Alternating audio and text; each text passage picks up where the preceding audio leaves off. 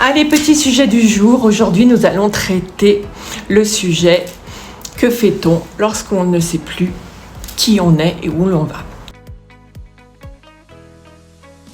Est-ce qu'un jour, quelqu'un vous a demandé « Et toi, qu'est-ce que tu veux vraiment ?» Et là, vous n'avez pas su répondre. Vous savez parfaitement ce que veulent vos enfants. Vous savez très certainement ce que votre conjoint attend de vous. Vous savez également ce que votre famille pense que vous devriez faire, peut-être même votre patron, heureusement. Vous savez même ce qui arrangerait en fait tout le monde. Mais lorsqu'il s'agit de vous, c'est silence. Vous ne savez plus vraiment ce que vous aimez. Vous ne savez plus ce dont vous avez besoin. Vous ne savez plus si la vie que vous menez vous correspond encore. Et vous avancez quand même, vous assumez, vous gérez. Vous faites ce qu'il faut faire, un bon petit soldat. Mais au fond de vous, quelque chose s'est éteint. Vous avez parfois l'impression de regarder votre propre vie de l'extérieur.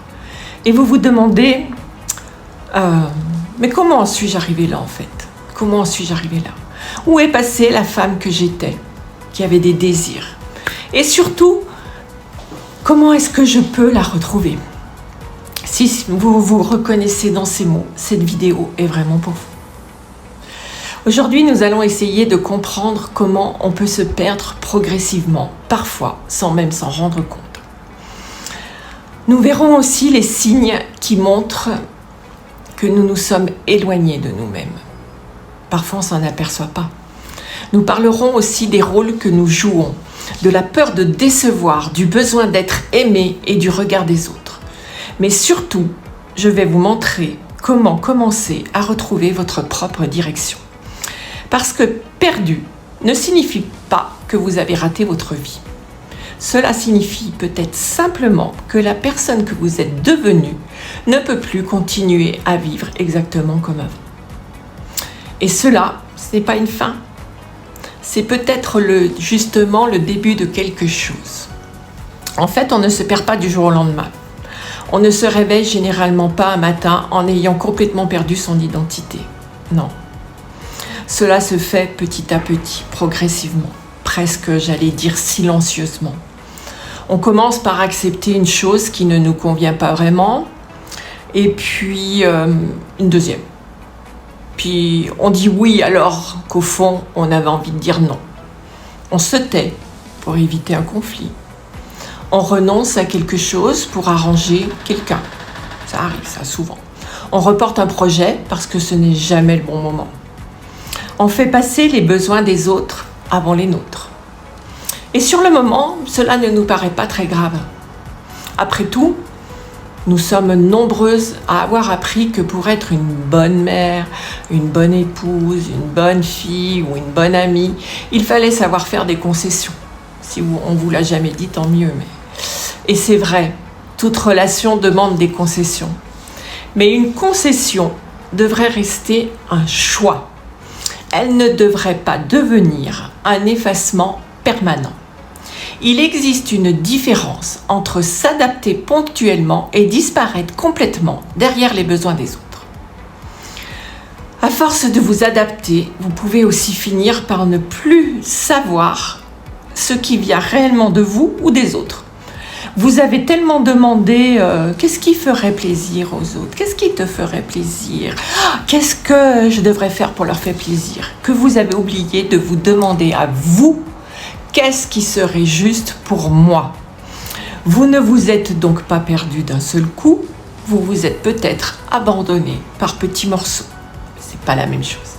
Un silence après l'autre, un renoncement après l'autre, un oui prononcé à la place d'un non. Et cette phrase est importante. On ne se perd pas toujours parce que l'on est faible, surtout pas.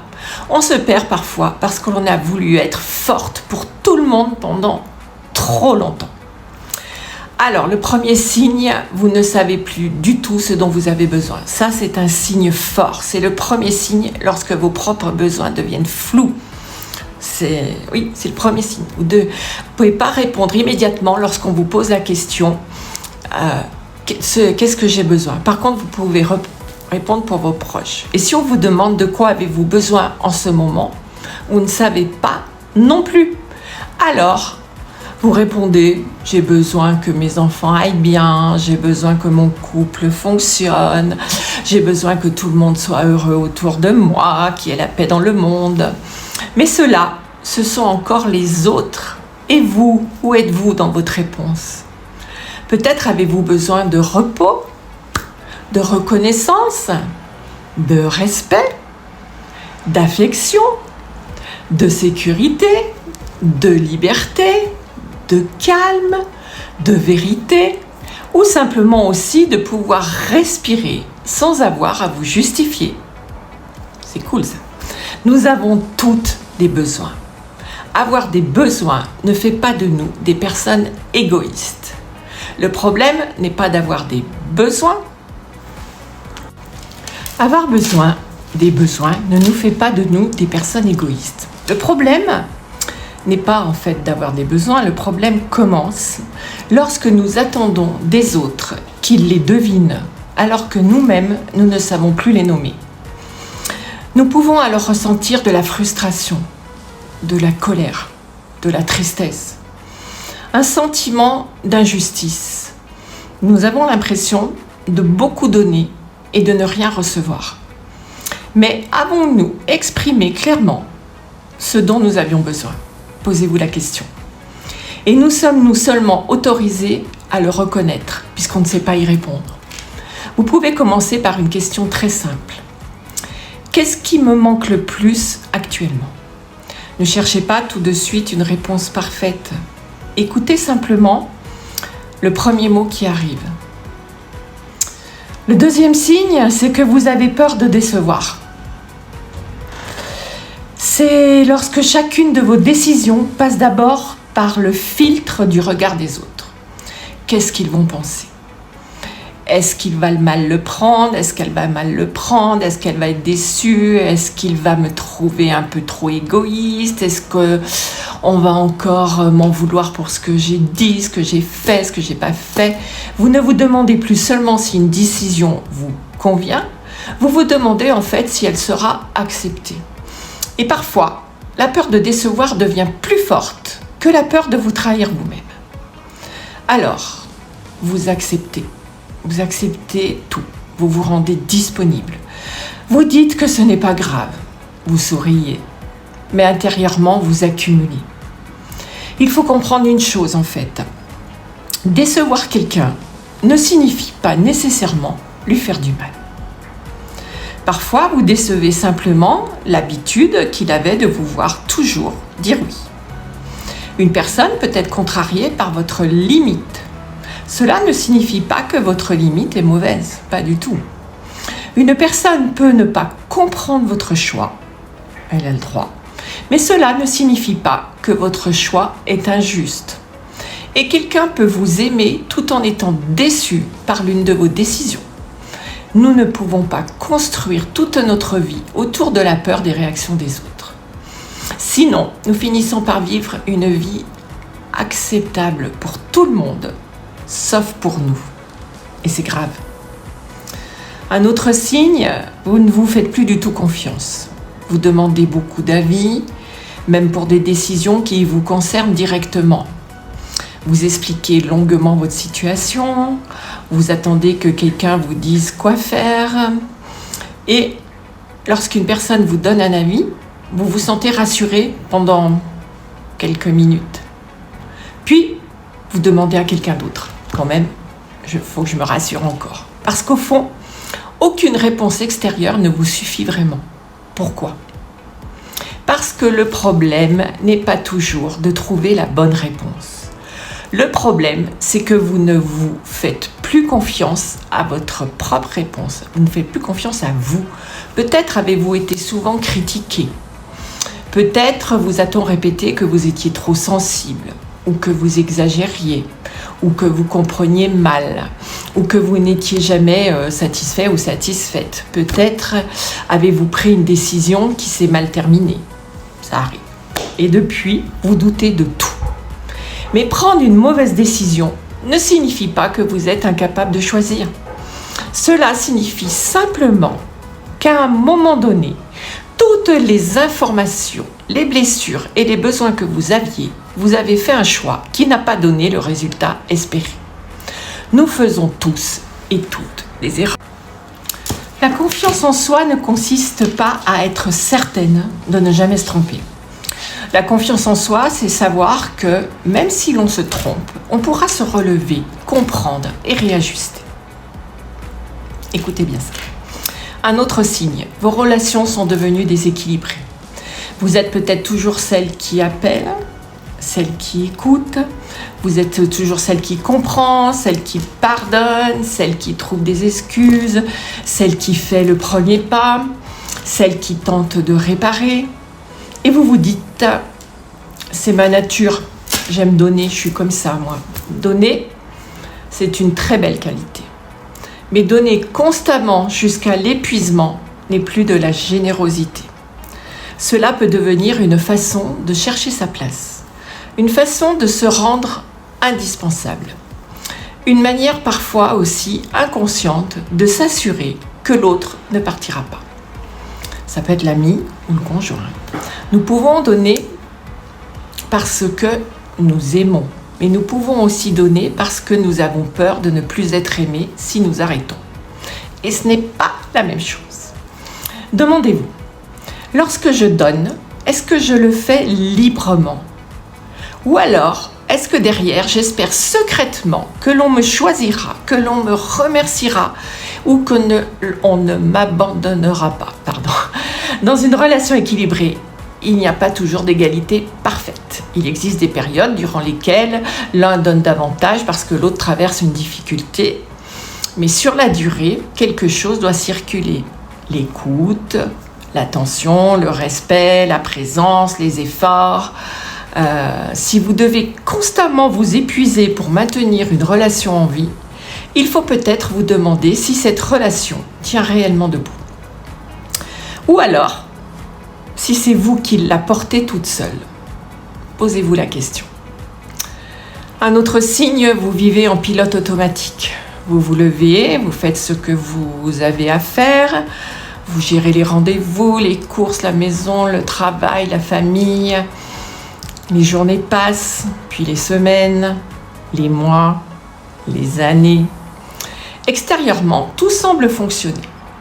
Mais intérieurement, vous ne ressentez plus beaucoup d'élan. Vous n'êtes pas forcément profondément malheureuse. Mais vous n'êtes plus vraiment heureuse non plus. Vous ne l'êtes pas. Vous fonctionnez. Et il existe une grande différence entre fonctionner et vivre. Vivre, ce n'est pas être heureuse à chaque instant, ce n'est pas possible, c'est impossible. Vivre, c'est sentir que quelque chose en nous participe encore à notre existence. C'est avoir des envies, des curiosités, des émotions, des projets même. Des projets, même s'il est minuscule le projet, un petit projet. Lorsque vous ne ressentez plus rien de tout cela, votre vie intérieure essaie peut-être de vous envoyer un message. Elle ne vous dit pas nécessairement de tout quitter. Elle vous dit peut-être simplement « Je suis toujours là, est-ce que tu pourrais recommencer à m'écouter ?» Écoutez-la. Et enfin, les rôles que nous jouons. Au cours de notre vie, nous endossons de nombreux rôles. Nous sommes une fille, une sœur, une compagne, une mère, une amie, une professionnelle et parfois une aidante, parfois celle sur qui tout le monde compte. Et ces rôles font partie de nous, font partie intégrale de nous. Mais aucun de ces rôles ne nous résume complètement à qui nous sommes. Le problème apparaît lorsque le rôle prend toute la place. Certaines femmes ont été mères pendant tellement longtemps qu'au moment où leurs enfants deviennent autonomes, elles ne savent plus qui elles sont en dehors de la maternité. C'est très courant, c'est normal, oui. Certaines se sont tellement adaptées à leur couple qu'elles ne savent plus ce qu'elles aiment lorsqu'elles sont seules. Ça aussi, ça peut paraître normal. D'autres ont toujours été la personne forte de la famille. Alors, elles ne s'autorisent jamais à dire qu'elles sont fatiguées. Et pourtant, elles continuent à porter parce qu'elles pensent que si elles lâchent, tout va s'écrouler. Ça pourrait arriver, mais ce n'est pas normal. Mais qui prend soin derrière la femme? Qui prend soin derrière ce rôle de cette femme qui écoute tout le monde, qui rassemble tout le monde? Et surtout, est-ce que cette femme sait encore qu'elle existe? Vous avez le droit d'être une mère aimante sans vous réduire à votre rôle de mère. Vous avez le droit d'aimer votre conjoint sans vivre uniquement à travers lui.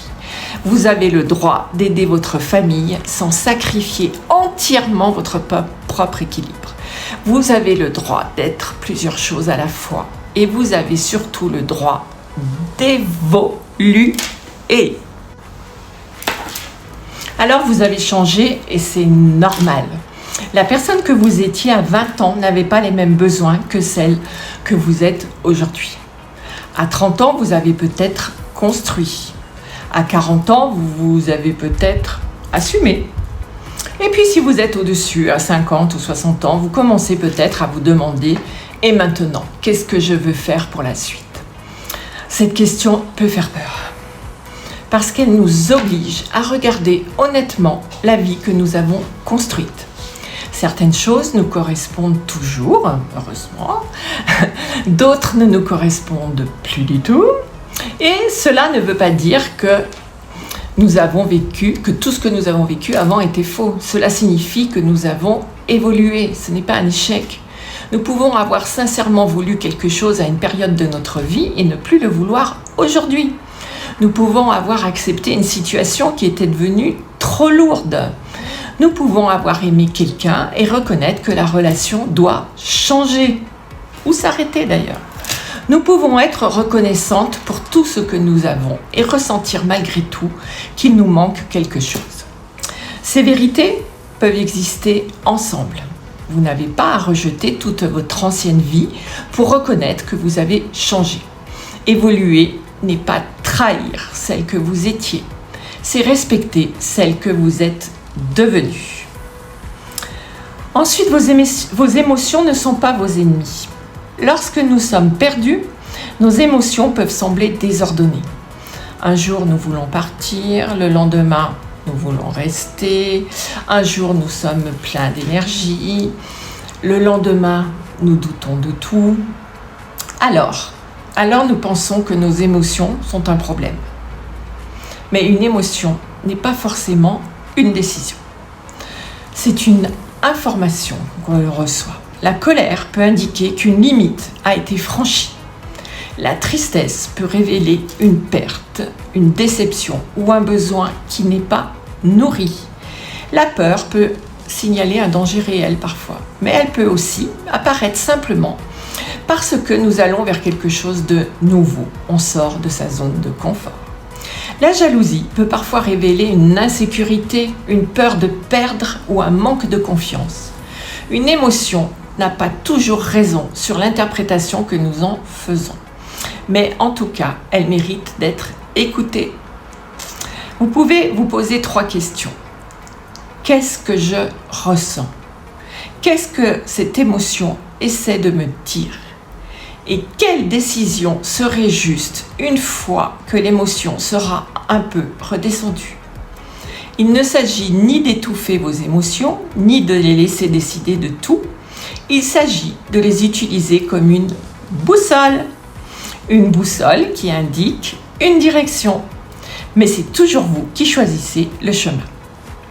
Alors, retrouvez vos besoins, vos valeurs et vos limites. Pour savoir où aller, il faut d'abord savoir d'où on part. Vous n'avez pas besoin de trouver immédiatement la grande mission de votre vie. Commencez plus simplement. Demandez-vous qu'est-ce qui me convient le plus. Cette question est parfois plus facile que qu'est-ce que je veux. Vous ne savez peut-être pas encore exactement ce que vous voulez. Mais normalement, vous savez probablement ce que vous ne voulez plus supporter. Je pense qu'on est tous un peu pareils. Vous ne voulez peut-être plus être constamment ignoré. Vous ne voulez plus avoir peur d'exprimer une opinion. Vous ne voulez plus être la seule à faire des efforts. Vous ne voulez plus reporter tous vos projets. Vous ne voulez plus vous sentir coupable chaque fois que vous pensez à vous.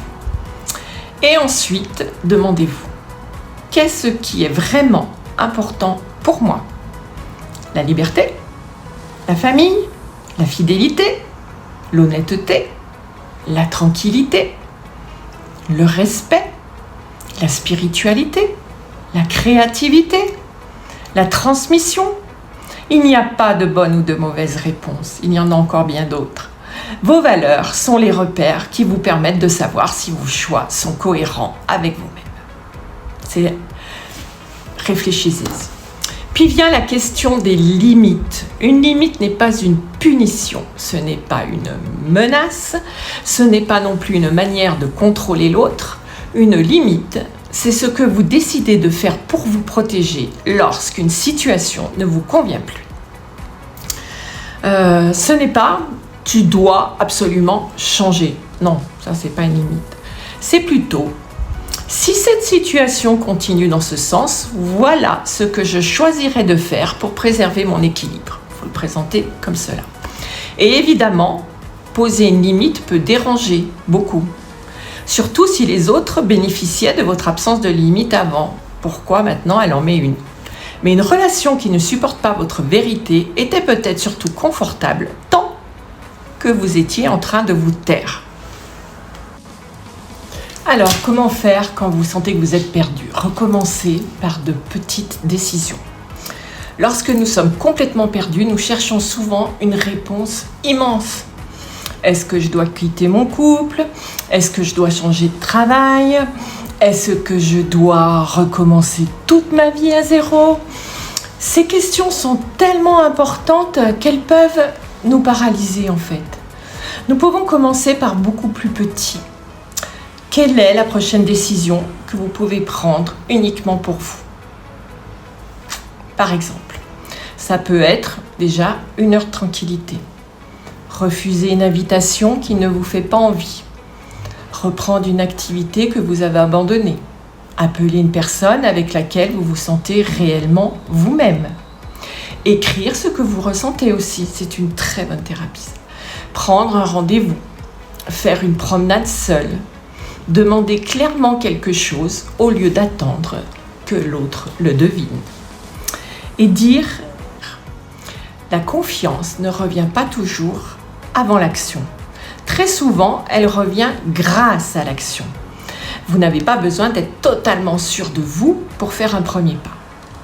Vous avez seulement besoin de choisir un pas suffisamment petit pour pouvoir le faire. Alors maintenant, un petit exercice pour faire le point. Je vais vous proposer un exercice très simple. Vous allez prendre une feuille, la diviser en 3 colonnes. Dans la première, vous allez écrire la femme que j'étais avant. Notez ce que vous aimiez, vos qualités, vos envies, ce qui vous donnait de l'énergie, les projets que vous aviez. Voilà. Et dans la deuxième colonne, écrivez la femme que je suis aujourd'hui. Notez honnêtement comment vous vous sentez, ce qui a changé, ce qui vous pèse, ce que vous avez appris, ce que vous ne voulez plus. Et ensuite, faites une 3e colonne dans laquelle vous écrivez la femme que j'ai envie de devenir. Il ne s'agit pas d'imaginer une femme parfaite. Il s'agit d'imaginer une femme plus proche d'elle-même, de vous-même. Comment se respecte-t-elle? Comment parle-t-elle? Qu'accepte-t-elle encore? Que n'accepte-t-elle plus? Comment utilise-t-elle son temps? Avec quelle personne se sent-elle bien? Que fait-elle lorsqu'elle a peur? Vous n'avez pas besoin de devenir quelqu'un d'autre, pas du tout. Il s'agit peut-être simplement de retrouver certaines parties de vous que vous avez laissées de côté. Et puis alors, quand demander de l'aide? Nous avons toutes des périodes de doute et nous pouvons résoudre beaucoup de choses toutes seules. Mais, il existe aussi des moments où nous tournons en rond, nous réfléchissons, nous analysons, nous demandons des avis, nous essayons de changer, puis nous revenons toujours au même point. Demander de l'aide ne veut pas dire que vous êtes incapable. Cela signifie parfois que vous êtes trop proche de votre propre situation pour prendre du recul et la voir clairement. Comme lorsque l'on tient une carte tellement près de ses yeux qu'on ne distingue plus le chemin. Un regard extérieur peut vous aider à remettre de l'ordre, à distinguer les faits de vos peurs, à comprendre ce qui vous appartient et ce qui appartient aux autres, à reconnaître les croyances qui vous enferment, à entendre vos propres besoins et à transformer une prise de conscience en décision concrète. Si vous traversez une souffrance trop importante, une dépression, des idées noires, une situation de violence ou un danger immédiat, il est essentiel de vous tourner vers un médecin, un psychologue. Les services d'urgence ou associations spécialisées sont là pour ça. L'accompagnement n'a jamais vocation à remplacer les soins médicaux ou psychologiques, surtout lorsqu'ils sont vraiment nécessaire. Mais lorsque vous sentez que vous êtes éloigné de vous-même, que vous ne savez plus quelle direction prendre et que vous avez besoin d'un cadre pour faire le point, juste ça, vous pouvez aussi ne pas choisir d'avancer seul.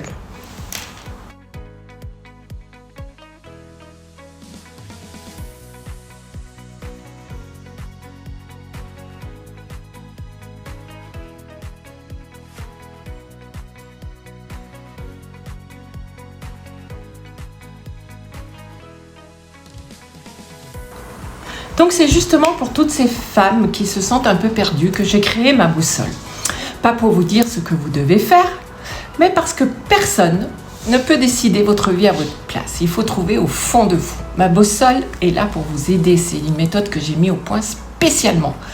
Elle vous aide à comprendre pourquoi vous êtes éloigné progressivement de vous-même, à identifier vos besoins, vos peurs, vos valeurs, vos blessures et vos blocages, à regarder vos relations avec davantage de clarté et surtout à retrouver votre propre capacité à choisir, à vous choisir. Parce que la réponse n'est pas toujours de partir dans une relation. La réponse, ce n'est pas toujours de rester non plus. La réponse n'est pas forcément de tout bouleverser. Elle consiste d'abord à comprendre ce qui est juste pour vous et le meilleur. Parfois, nous découvrons qu'une relation peut être rééquilibrée, ça arrive. Parfois, nous comprenons qu'une limite doit être posée aussi. Et parfois, nous avons simplement besoin de retrouver une place dans notre propre vie. Parfois également, nous réalisons qu'une direction ne nous correspond vraiment plus. Ma boussole n'est pas une réponse toute faite. C'est un chemin pour retrouver les vôtres. Si vous ne savez plus qui vous êtes, ni où vous allez, ne vous demandez pas de résoudre toute votre vie aujourd'hui. Commencez par vous écouter. Demandez-vous, qu'est-ce que je ressens ? Qu'est-ce qui ne me convient plus ? De quoi ai-je vraiment besoin ? Quelle petite décision aujourd'hui puis-je prendre pour me respecter davantage ? Votre boussole intérieure n'a pas disparu. Elle a peut-être été simplement recouverte par les obligations, les peurs, les blessures, les habitudes et les attentes des autres, mais elle est toujours là. Et chaque fois que vous écoutez une émotion, chaque fois que vous reconnaissez un besoin, chaque fois que vous posez une limite, chaque fois que vous faites un choix qui vous ressemble, vous vous rapprochez un petit peu plus de vous-même. On ne retrouve pas toujours sa direction en un seul jour, même rarement. Mais on peut décider aujourd'hui de faire le premier pas. Si cette vidéo vous a parlé, dites-moi dans les commentaires à quel moment avez-vous commencé à sentir que vous étiez éloigné de vous-même. Vous pouvez également vous abonner pour retrouver d'autres vidéos autour des relations, de la confiance en soi, de la reconstruction et de la spiritualité pour celles qui le veulent. Mais si vous ressentez le besoin d'être accompagné pour faire le point et retrouver votre propre direction avec des méthodes précises et rapides, vous allez trouver toutes les informations concernant ma boussole dans le lien sous cette vidéo. En attendant, prenez soin de vous et surtout rappelez-vous, vous n'êtes peut-être pas perdu, vous êtes peut-être simplement arrivé à un moment de votre vie ou votre ancienne direction ne vous correspond plus. Je suis donc Nat Netty Guidance, vous allez tout trouver en légende et à très bientôt. Abonnez-vous pour les autres vidéos.